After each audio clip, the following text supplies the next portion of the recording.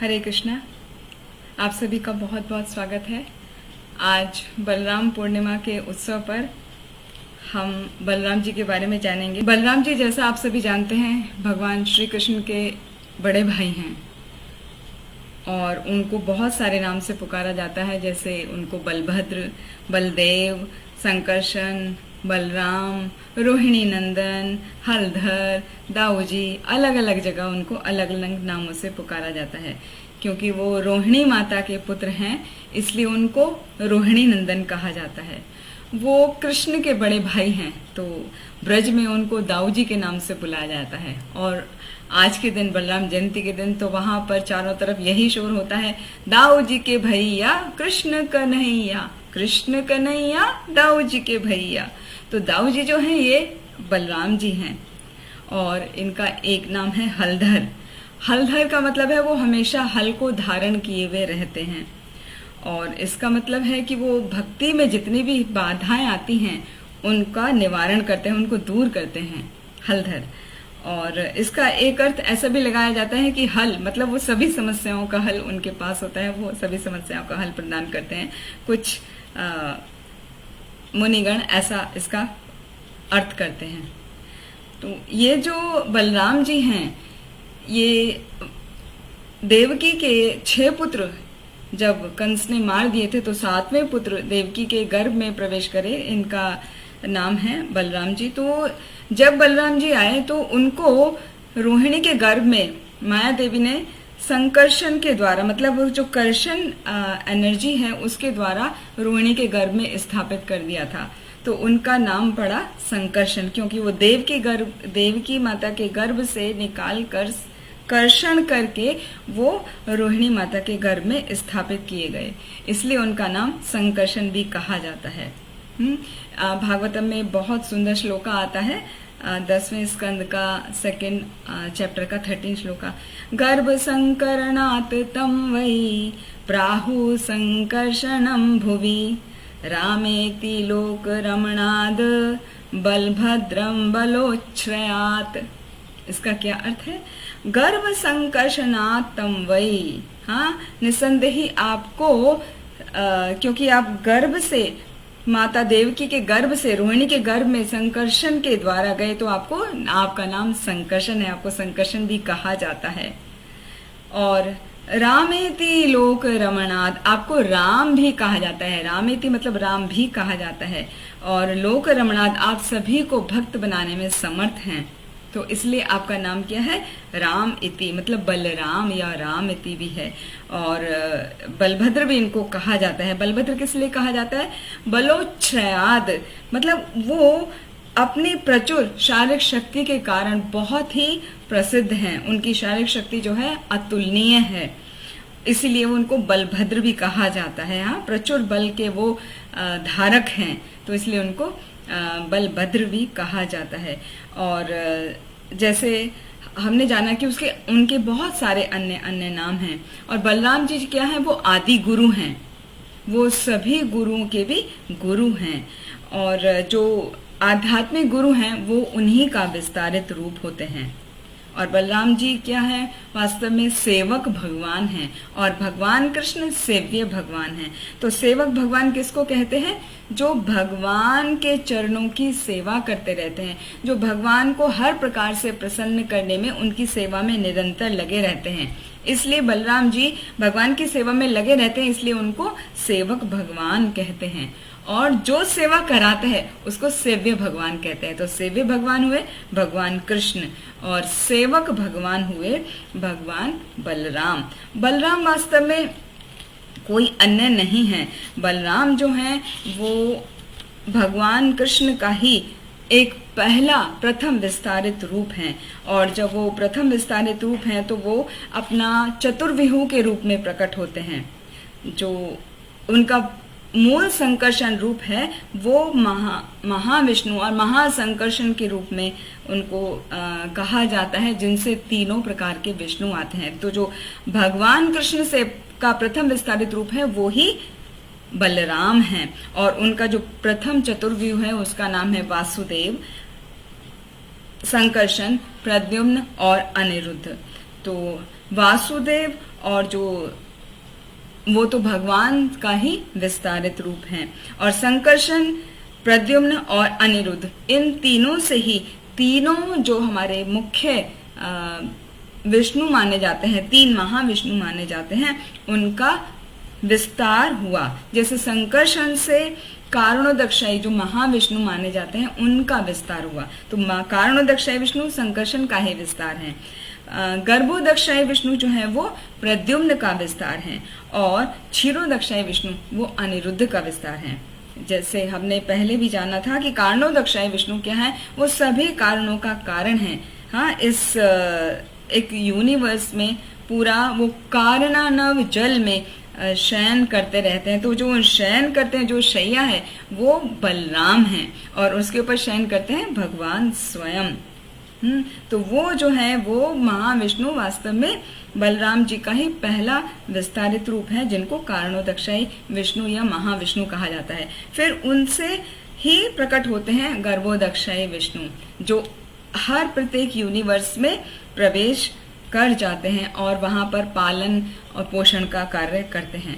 फिर क्षीरोदक्षाई विष्णु जो अनिरुद्ध के विस्तार हैं, वो प्रत्येक जीव के हृदय में आत्मा के रूप में, परमात्मा के रूप में प्रवेश कर जाते हैं और उनका देखभाल वहां करते हैं। तो इस तरीके से बलराम जी के 5 रूप में वो प्रकट होते हैं, मूल संकर्षण रूप और उनका चतुर्व्यूह रूप वासुदेव, संकर्षण, प्रद्युम्न और अनिरुद्ध।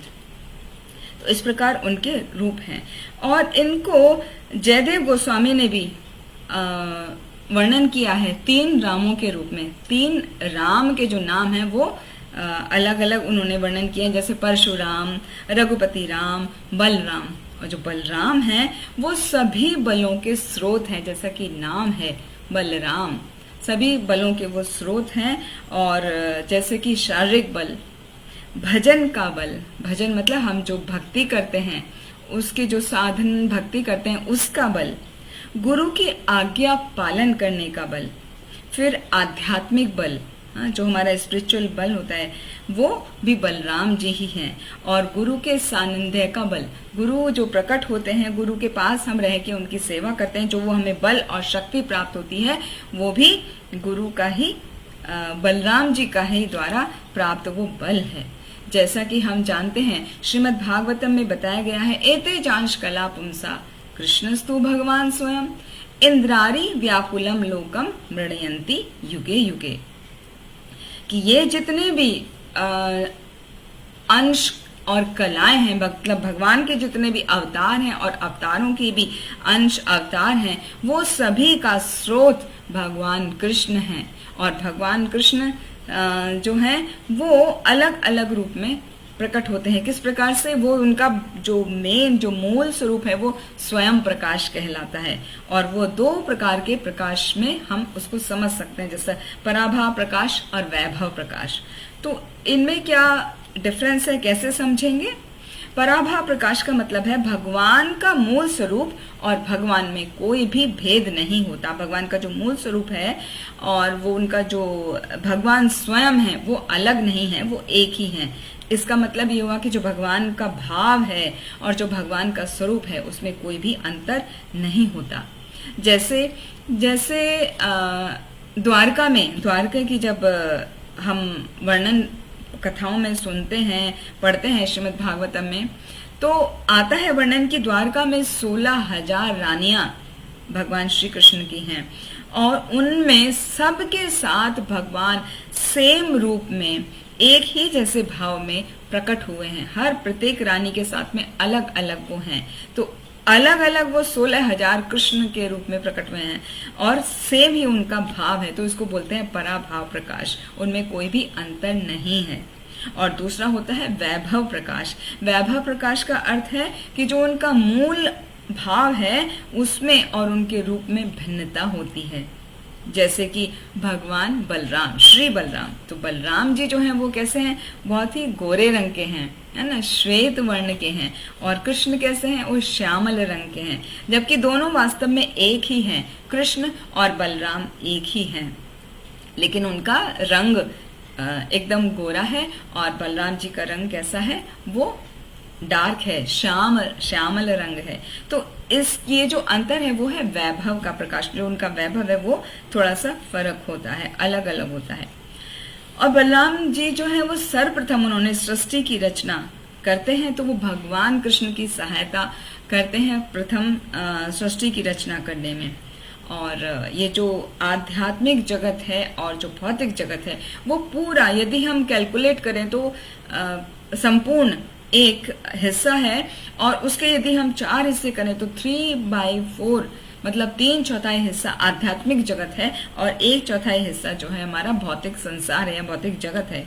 तो 3/4 हिस्सा जो है आध्यात्मिक जगत का वो बलराम जी का ही विस्तारित रूप है, और जबकि 1/4 जो हिस्सा है वो भौतिक संसार है, जिसमें जो 3/4 हिस्सा है वो आध्यात्मिक जगत भगवान बलराम जी ही अपने रूप को विस्तारित करते हैं उसमें। और जो 1/4 भौतिक संसार है उसमें भगवान पुरुषावतार या गुणावतार के रूप में बलराम जी के द्वारा इस सृष्टि का पालन और संहार करते हैं। कृष्ण और बलराम एक हैं, वो अलग नहीं हैं। तो बलराम जी जो हैं सृष्टि का पालन और संहार करते हैं। तो जितना भी कार्य करते हैं वो वास्तव में भगवान अपने बलराम के ही स्वरूप में करते हैं, और अनंत रूपों में भी भगवान की वो सेवा करते हैं, उनका अनंत रूप में गुणगान करते हैं। जो अनंत जो शेष नाग है, शैया है, उसके अनंत अनंत फन है, तो उनसे वो अनंत रूप से भगवान का गुणगान करते रहते हैं। और बलराम जी का जो जीवन है वो पूरा उनका सेवा, भगवान कृष्ण की सेवा के लिए ही समर्पित है। वो सेवा ही भाव उनका रहता है, सेवा ही उनका जीवन है। और हम देखते हैं कि बलराम जी जो हैं 5 रसों में कृष्ण की सेवा करते हैं, क्योंकि वो सेवा प्रधान ही हैं।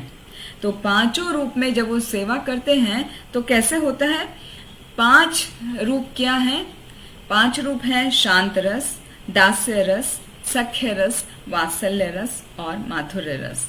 तो जो शांत रस है उसमें वो धाम के रूप में, भगवान के वस्त्र आदि के रूप में, भगवान का मुकुट, भगवान की मुरली, भगवान का ध्वजा, भगवान का रथ, उनका वाहन और ताल ध्वज, सब वो ही बलराम जी हैं।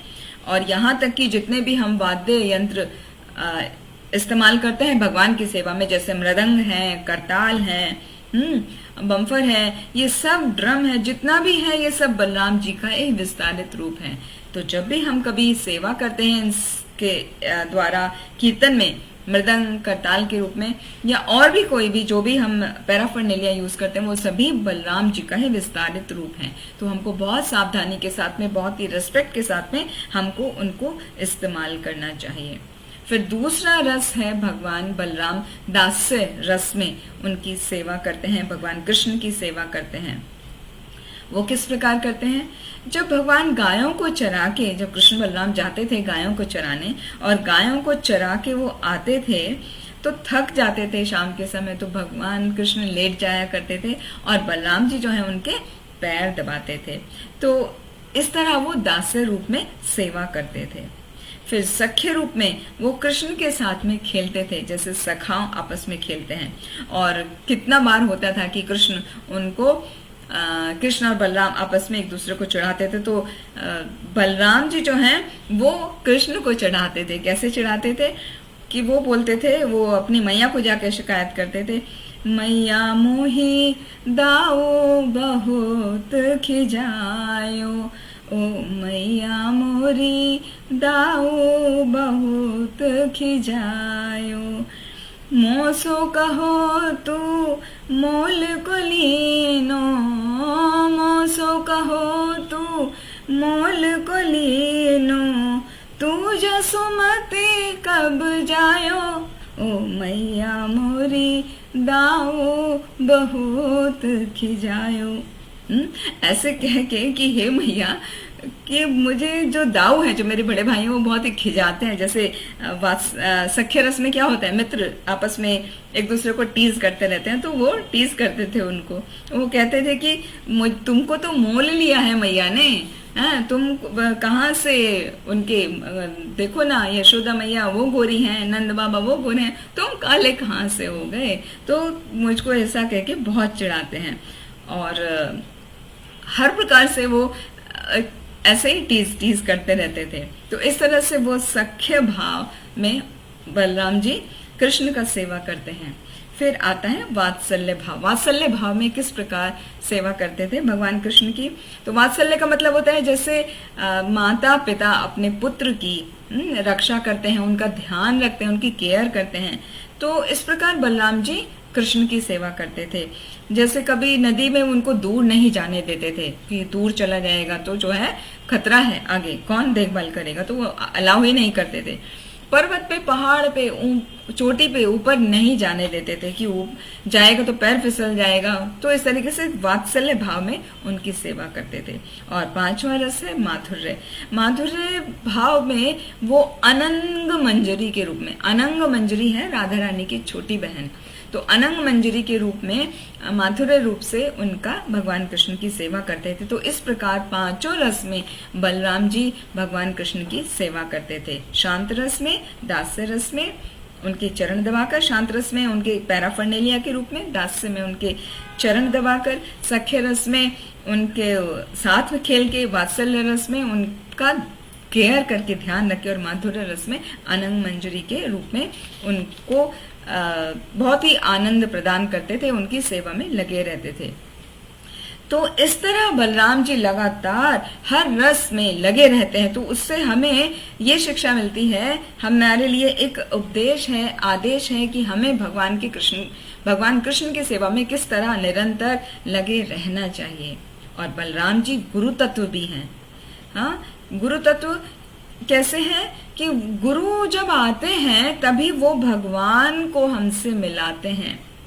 हम तभी भगवान से अपना संबंध जोड़ पाते हैं जब हमारे जीवन में गुरु आते हैं। हाँ, गुरु हमें दीक्षा देते हैं, तभी हम भक्ति का जीवन शुरुआत कर पाते हैं। तो हम देख सकते हैं कि जब भगवान कृष्ण प्रकट हुए, तो उनसे 8 दिन पहले बलराम जी, आज श्रावण की पूर्णिमा के दिन बलराम जी प्रकट हुए, और अभी भादो लग जाएगा कल से, भाद्रपद। तो भादो का जो महीना उसमें अष्टमी को कृष्ण भगवान प्रकट हुए। तो ठीक 8 दिन पहले बलराम जी आए। तो उनको मतलब ज्ञान प्रदान करने के लिए वो गुरु तत्व हैं, बड़े हैं। गुरु का मतलब भारी भी होता है, गुरु का मतलब बड़ा भी होता है। तो उनको गुरु तत्व माना गया है, और उनसे हमें ये शिक्षा मिलती है कि हम किस तरह भगवान की सेवा में लगे रहें। तो भगवान का एक और, बलराम जी का एक और विशेषता है कि जो बहुत ही पापी तापी, हाँ, लोग विभिन्न प्रकार के जो ऐसे लोग हैं, जो नीच लोग हैं, उनको भी कृपा करते हैं बलराम जी, जिससे वो कृष्ण भक्ति में लग सके। जैसे दुर्योधन बहुत ही मतलब अच्छा नेचर का नहीं था, अधर्मी था, पापी था, भगवान कृष्ण का विरोधी था, हमेशा विरोध ही करता रहता था। फिर भी वो बलराम जी को बहुत प्रिय था। बलराम जी ने उसको स्पेशली गदा का जो शिक्षा होती है वो सिखाया था। तो इस प्रकार वो दुर्योधन के भी गुरु हैं। तो क्यों ऐसा है कि वो पापी तापी को भी मतलब उनका भी गुरु बने, बाकी किसी और सबका तो है, लेकिन उनका भी क्यों? क्योंकि बलराम जी चाहते हैं कि जो बहुत ही नीच हैं, पापी हैं, पापी तापी हैं, तो उनको भी वो कृष्ण के पास ला सकें। तो ये उनका मुख्य उद्देश्य है कि सभी पर कृपा करनी चाहिए। जो कृपा होती है, वास्तव में 2 प्रकार की कृपा होती है, अहेतु की कृपा और सहतु की कृपा। अहेतु की कृपा जो होती है वो ही सच्ची कृपा होती है, जबकि अहेतु की मतलब उसमें कोई हेतु है, कोई कारण है। अहेतु की मतलब जिसमें कोई कारण नहीं है, कॉजलेस मर्सी। तो कॉजलेस मर्सी जो होती है वही सच्ची कृपा होती है, जो हमें भक्ति में अग्रसर होने की प्रेरणा प्रदान करती है। तो जब भगवान की किसी के ऊपर अहेतु की कृपा हो जाती है तो वो भक्ति में अग्रसर होता रहता है, उसको प्रेरणा मिलती रहती है। और जो भगवान सहतु की कृपा करते हैं, यानी सकपट कृपा भी बोलते हैं उसको, वो करते हैं, तो उससे भगवान क्या भौतिक ऐश्वर्य प्रदान करते हैं, जिससे वो भौतिक बंधनों में ही लगा रहता है, भौतिक साधनों का उपार्जन करने में ही लगा रहता है। और उसको भक्ति का सुख से वो वंचित रह जाता है। तो दो प्रकार की कृपा है। यदि हम भक्ति का सुख पाना चाहते हैं तो हमें भगवान की सच्ची कृपा की आशा करनी चाहिए। साथ में हम देखते हैं कि जो बलराम जी हैं वो हमेशा हल धारण किए रहते हैं। भगवान का फोटो हम देखते हैं तो वो हल धारण किए रहते हैं। तो हल जो है वो गुरु, उनका जो वो हलधर वाला जो रूप है वो उनका गुरु का रूप है। वो किस प्रकार है, वो ऐसे समझ सकते हैं कि जैसे हल से भूमि जोती जाती है, तो जब भूमि जोती जाती है तो भूमि जोतने से क्या होता है, जो सॉइल है वो अपटर्न हो जाती है, मतलब नीचे की सॉइल ऊपर आ जाती है, ऊपर की नीचे चली जाती है। तो उपजाऊ जो ऊपर का लेयर है वो अंदर तक चला जाता है, पोरस हो जाता है।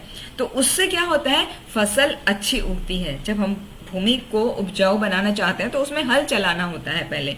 तो जिस प्रकार हल चलाने से भूमि को जोता जाता है, भूमि को और उपजाऊ बनाया जाता है, उसी तरह जो गुरु होते हैं वो क्या करते हैं, वो हमारे हृदय की भूमि को जोतते हैं।